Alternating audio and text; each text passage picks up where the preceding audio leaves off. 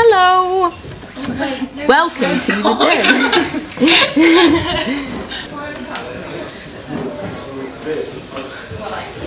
Oh, careful now. You don't want to ruin the structure. It's quite small for you. Gav? Yeah. Come on. Alright. So calm in here. Whoa, whoa, whoa. You're going to break the den. Yeah. Okay. Oh. Okay. This is pretty cozy. It is, isn't it? What might inclusion mean? I wonder whether she means like in the context of design. Inclusion in the context of design. Right. Yeah, something to do with including, being included. Activities, designing, brainstorming. Yeah, brainstorming, bouncing ideas off of other people. I try and do it through facial expressions. Yeah, your face is only just in though, so you're gonna have to do them like extreme. Oh, right, okay. So what's inclusion mean, Adam, facially? who it's for, so. Oh, what, like the context? Yeah, context. Yeah, that's true. Because when I read that, I thought it probably meant like collaboration, but it's probably actually more than that who as it's well. for. Design's who it's for, isn't it? Nope. It's this. I'm right. You're on the wrong course. Oh, what? As in like collaboration, so including. That's what I thought, but then Katie said as well. She thought it meant like the context, so like once it's made. Yeah, whether like, it includes the other audience. Whether it like puts some people off or yeah, I guess it's not. whether it's a piece of design, whether it involves like the person who's looking at it. So if it's like inclusive, that means that you kind of get it, I guess. Then some design has a definite target market as well, so then it's like... Well, it's meant to. Yeah, it's supposed to. Like, you do research, don't you, to try and... Yeah, if you're making it for it has to make sense, otherwise it's not a piece of design. It's all about the audience.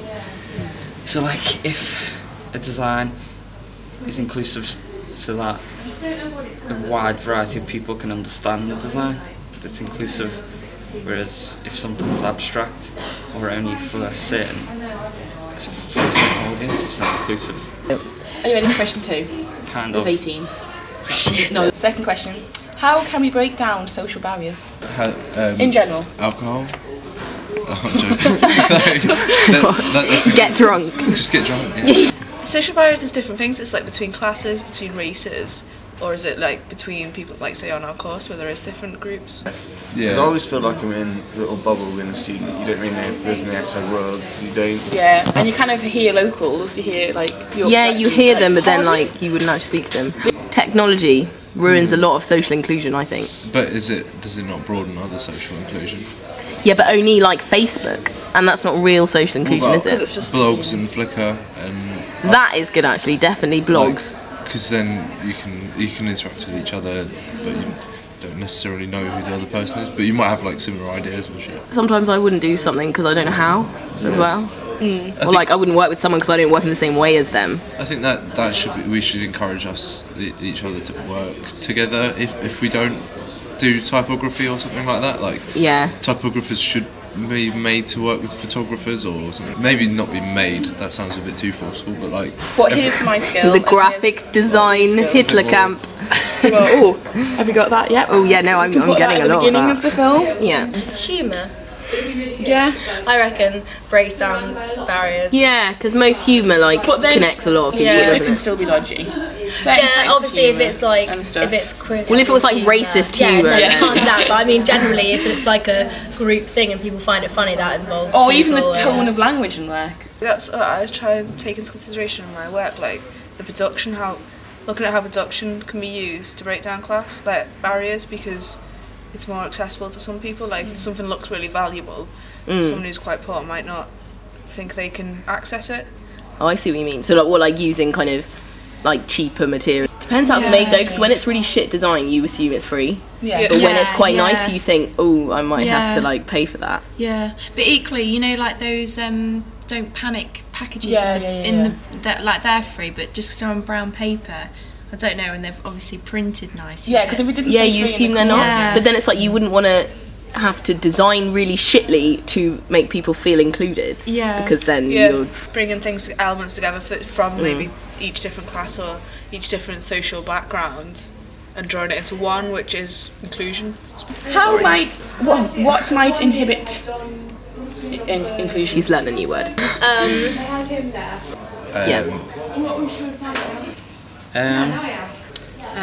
What might I think strong opinions in some cases, ignorance. Ignorance definitely does. Yeah. I guess, yeah, when you have someone who, like, takes over, so, like, a strong opinion's okay as long as it's kind of someone's strong opinion, but they're letting other people have theirs as well. But when it's people who are like, nope, it's this, you're all totally wrong, then it's kind of like, no. Shyness. Really straight edge typography. I just hate it. I've got a thing against it. I think it's so like boring, white on black. But then sometimes when it's boring, it's just really clear, and actually that means that anyone can kind of. But it doesn't make me want to get involved with the work. It just lets me look at it and think, oh, that's pretty standard. Just talking and being curious about other people's. Well, if it's obviously got an idea behind it, then it's including you because you're thinking about it. But if it's just so obvious, it's kind of like. But it's really different as well. Like if you're designing for someone who's like a member of the public or like another designer, because I always forget that people see it differently. Different mediums that people use, like someone's a graphic designer then, and someone's an artist. That's a barrier. Two different subjects. But then they might be able to come together and make a fusion.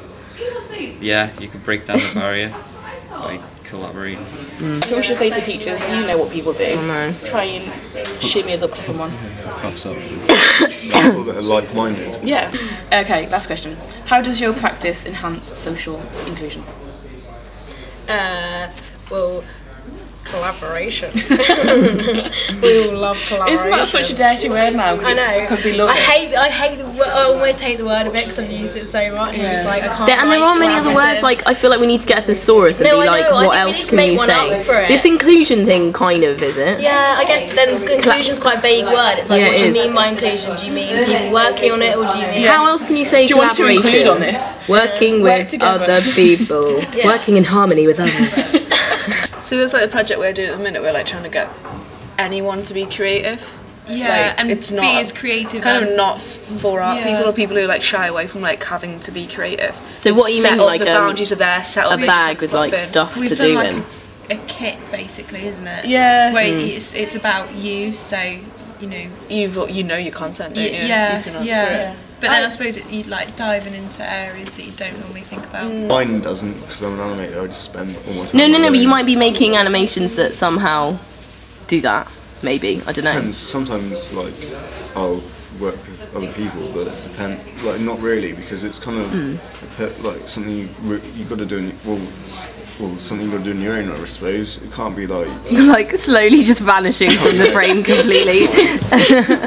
There's a great gallery in Queens, and you had like a typewriter and a spinner thing, you'd choose words, and you'd write poetry, and you'd write one and take one. And one where you had to draw each other, and one where it was an electronic car with the felt tips in the back. And everyone had a whale of time in that room, and the rest of the gallery was like... My work, like, I think the most social inclusive bit is like taking pictures when I'm out. Because I've got such a big camera, like most people will talk to me, and like that's socially inclusive. Do they? Are they like, what the fuck is that? You're instantly like, what on earth is that? Why is that scanner?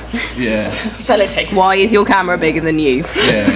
At the moment, I'm doing exhibitions and workshops and stuff like that. That is including other people, isn't it? Because like you can't do that unless other people. You're inviting people in to be involved with art, even if they're not. And not asking them to be involved. It's like, you are in our film. You have to be. There's a lot of noise outside the tent. Interrupting the film. Interrupting the filmmaking process. That's excluding people. You're not included. Thanks, girls. Thank you. I think we're done. Yeah, I think we're done. Round of applause. Way. We're gonna like give you a round of applause. Woo. I feel paranoid though. It's alright, it's long enough actually. Bye bye. If you see anyone else, can you tell them to come in? Yeah, you've got to smack my head on that. On the thing. Is that last bit you kind of have to shoot? Yeah, the last bit is pretty hard. Careful not to knock the table. Or pull the whole thing down.